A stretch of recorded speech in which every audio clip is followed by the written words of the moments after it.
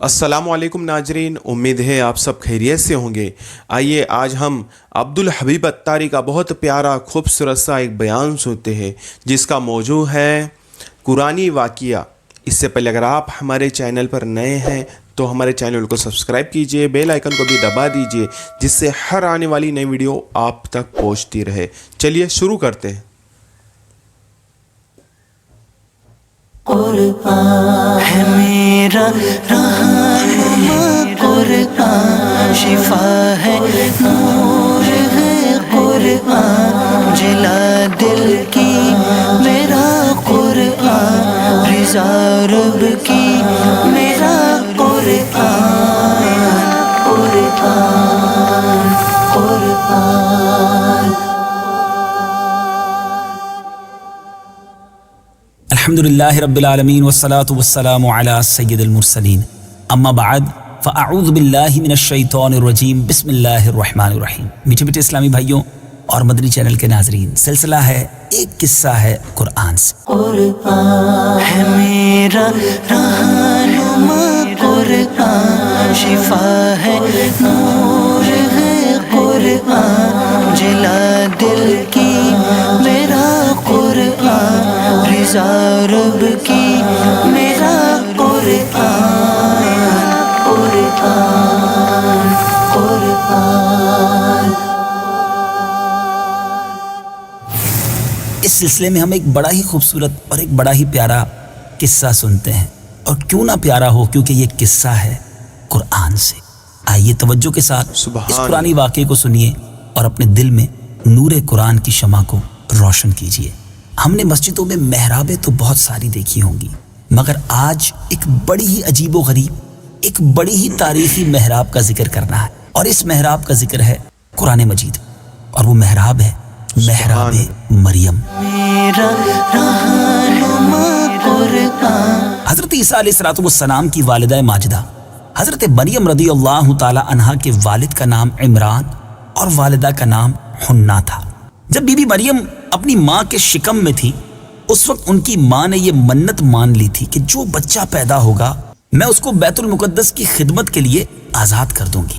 چنانچہ جب حضرت مریم پیدا ہوئی تو ان کی والدہ ان کو بیت المقدس میں لے کر گئیں۔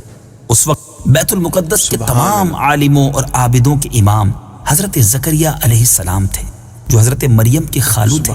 حضرت زکریہ علیہ السلام نے حضرت مریم رضی اللہ تعالی عنہا کو اپنی کفالت میں اور پرورش میں لے لیا، اور بیت المقدس کی بالائی منزلوں میں تمام منزلوں سے الگ ایک محراب بنا کر حضرت مریم رضی اللہ تعالی عنہا کو اس محراب میں ٹھہرایا۔ چنانچہ حضرت مریم رضی اللہ تعالی عنہا اس محراب میں اکیلی خدا کی عبادت میں مصروف رہنے لگی، اور حضرت زکریہ علیہ السلام صبح و شام محراب میں ان کی خبر گیری اور خورد و نوش کا انتظام کرنے کے لیے آتے جاتے رہے۔ چند ہی دنوں میں حضرت مریم رضی اللہ تعالی عنہا کی محراب کے اندر یہ کرامت نمودار ہونے لگی۔ جب حضرت زکریہ علیہ السلام محراب میں جاتے تو وہاں انہیں سردیوں کے اندر گرمیوں کے پھل اور گرمیوں کے اندر سردیوں کے پھل انہیں دیکھنے کو ملتے۔ حضرت زکریہ علیہ السلام حیران ہو کر پوچھتے، اے مریم، یہ پھل کہاں سے تمہارے پاس آتے ہیں؟ حضرت مریم رضی اللہ تعالی عنہا یہ جواب دیتی کہ یہ پھل اللہ کی طرف سے آتے ہیں، اور اللہ جس کو چاہتا ہے بے حساب روزی عطا فرماتا ہے۔ حضرت زکریہ علیہ السلام کو خداوند قدوس نے نبوت کے شرف سے نوازا تھا، مگر ان کی یہاں کوئی اولاد نہیں تھی، اور ان کی عمر بھی کافی ضعیفی کی ہو چکی تھی۔ برسوں سے ان کے دل میں فرزند کی تمنا تھی، اور بارہا انہوں نے گڑ گڑا کر اللہ رب العزت کی بارگاہ میں اولاد نرینہ کی دعا بھی مانگی تھی، مگر خدا کی شان بے نیازی دیکھیں کہ ابھی تک انہیں فرزند نہیں ملا تھا۔ برسوں سے ان کے دل میں تمنا تو تھی۔ اب جب انہوں نے حضرت مریم رضی اللہ تعالیٰ عنہ کی محراب میں ایک کرامت دیکھی کہ اس جگہ بے موسم کا پھل آتا ہے، تو اس وقت ان کے دل میں یہ خیال آیا کہ میری عمر اب اتنی ضعیفی تک پہنچ چکی ہے کہ اولاد کے پھل کا موسم ختم ہو چکا ہے، مگر وہ رب جو مریم رضی اللہ تعالی عنہا کو محراب میں بے موسم کے پھل عطا کر سکتا ہے، وہ مجھے بھی بے موسم اولاد کا پھل عطا فرما دے گا۔ چنانچہ آپ نے محراب مریم میں دعا مانگی، اور آپ کی دعا قبول ہو گئی، اور اللہ تعالیٰ نے بڑھاپے میں آپ کو ایک فرزند عطا فرمایا جس کا نام خود خداوند عالم نے یحییٰ رکھا، اور اللہ تعالیٰ نے ان کو بھی نبوت کا شرف عطا فرمایا۔ قرآن مجید فرقان حمید میں یہ محراب مریم کا واقعہ اور حضرت زکریا علیہ الصلوۃ والسلام کی اس مبارک دعا کا واقعہ کس پیارے انداز میں موجود ہے، آئیے قرآن پاک کے پارہ 3 سورہ آل عمران آیت نمبر 37 تا 39 کی تلاوت سنیے اور ترجمہ سنیے۔ فتقبلها ربها بقبول حسن وأنبتها نباتا حسنا وكفلها زكريا كلما دخل عليها زكريا المحراب وجد عندها رزقا قال يا مريم أنى لك هذا قالت هو من عند الله إن الله يرزق من يشاء بغير حساب۔ ترجمہ، اور زکریا کو اس کا نگہبان بنا دیا، جب کبھی زکریا اس کے پاس اس کی نماز پڑھنے کی جگہ جاتے تو اس کے پاس پھل پاتے۔ زکریا نے سوال کیا، اے مریم کہ تمہارے پاس کہاں سے آتا ہے؟ انہوں نے جواب دیا، یہ اللہ کی طرف سے ہے، بے شک اللہ جسے چاہتا ہے بے شمار رزق عطا فرماتا ہے۔ هنالك دعا زكريا ربه قال رب هب لي من لدنك ذرية طيبة إنك سميع الدعاء۔ ترجمہ، وہیں زکریا نے اپنے رب سے دعا مانگی، عرض کی، اے میرے رب مجھے اپنی بارگاہ سے پاکیزہ اولاد عطا فرما، بے شک تو ہی دعا سننے والا ہے۔ فنادته الملائكة وهو قائم يصلي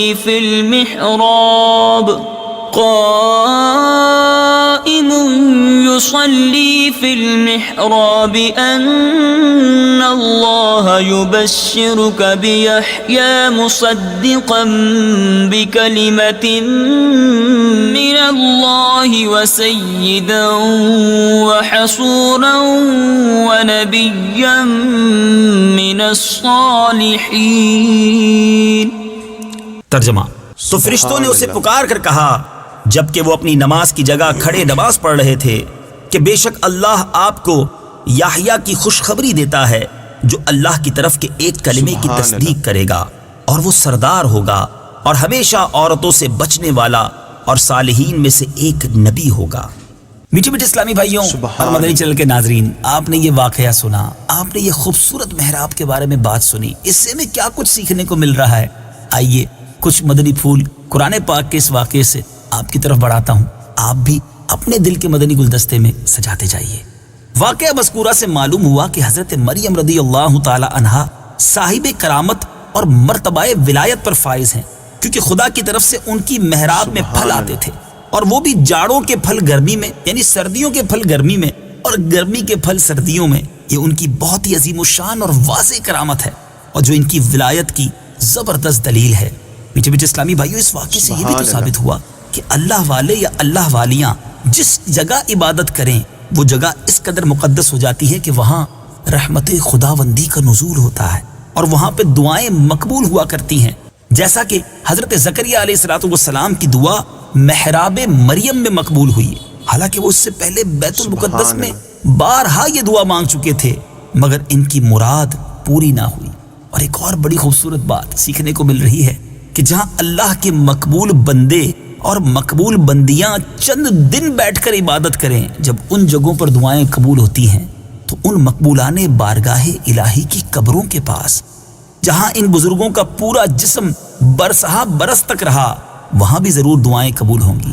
چنانچہ حضرت امام شافعی رحمۃ اللہ تعالی علیہ کا بیان ہے کہ جب کسی مسئلے کا حل میرے لیے مشکل ہو جاتا تھا تو میں بغداد جا کر حضرت امام اعظم ابو حنیفہ رحمۃ اللہ تعالی علیہ کی قبر مبارک کے پاس بیٹھ کر اپنے اور خدا کے درمیان امام اعظم کی مبارک قبر کو وسیلہ بنا کر دعا مانگتا تھا، تو میری مراد براتی تھی اور مسئلہ حل ہو جایا کرتا تھا۔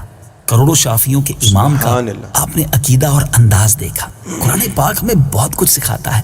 قرآن پاک پڑھتے جائیے، سنتے جائیے، سیکھتے اور سمجھتے جائیے اور نور قرآن سے اپنے دلوں کو منور کرتے جائیے۔ اللہ تعالی ہم سب کو قرآن پاک سے سچی محبت عطا فرمائے۔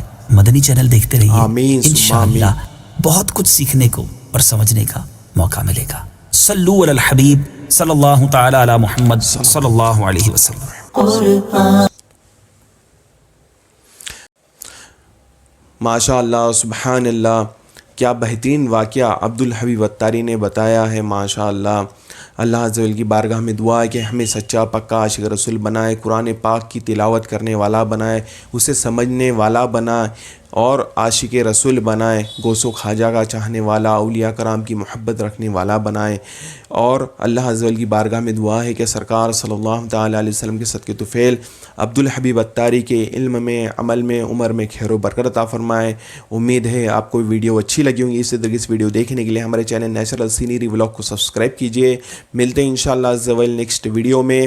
السلام علیکم ورحمۃ اللہ وبرکاتہ۔